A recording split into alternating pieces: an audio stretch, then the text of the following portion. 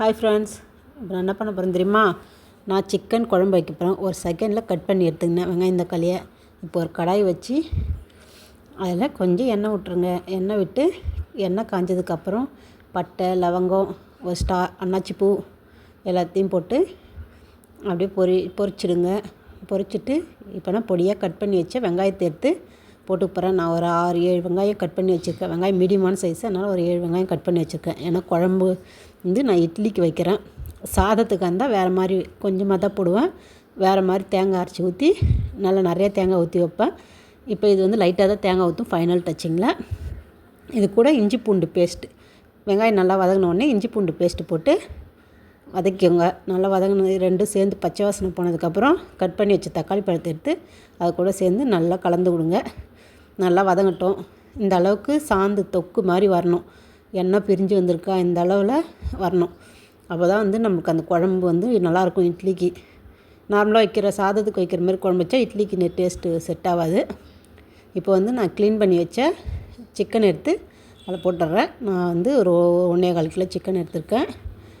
அதுக்கு தகுந்த மாதிரி வெங்காயம் தக்காளிலாம் போட்டு குழம்பு கூட்டிக்க போகிறேன். இப்போ தேவையான அளவு உப்பு, லைட்டாக மஞ்சள் தூள் போட்டு நல்லா கிண்டி விட்ருங்க.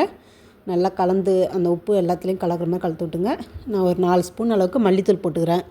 மல்லித்தூள் தனியாக, வரமிளகாய் தூள் தனியாக போட்டுக்க போகிறேன் நான். ஏன்னா எப்பவுமே கறி குழம்பு வச்சுன்னா குழம்பு தூள் போடுவேன். இப்போ இதுக்கு இந்த குழம்புன்றதுனால நான் தனித்தனியாக இது போடுற மிக்ஸ் பண்ணுறேன். இதில் சாந்து நல்லா நிறையா கிடைக்கும். அதனால் இந்த மாதிரி ட்ரை பண்ணி பாருங்கள். இப்போ நல்லா கலந்து விட்டுக்கோங்க. நல்லா வதங்கட்டும். அது கூடயே சேர்த்து நல்லா வதங்கி எண்ணெய் பிரிஞ்சு வரப்போ இதில் தேவையான அளவு தண்ணி வச்சு, நம்மளுக்கு எந்த அளவுக்கு குழம்பு தேவையோ அந்த அளவுக்கு வச்சுங்க. நான் கொஞ்சம் கூடவே தண்ணி வச்சுக்கிறேன். ஏன்னா எங்களுக்கு நாங்கள் பசங்க நிறையா பேர், 4 பேர் இருக்காங்க. நாங்கள் ஒரு 6 பேர் சாப்பிட்ற அளவுக்கு குழம்பு வச்சுக்கிறேன். இந்த அளவுக்கு வேணுன்றவங்க வச்சுக்கலாம், இல்லை குழம்பு தண்ணி கம்மியாக வச்சுக்கோங்க.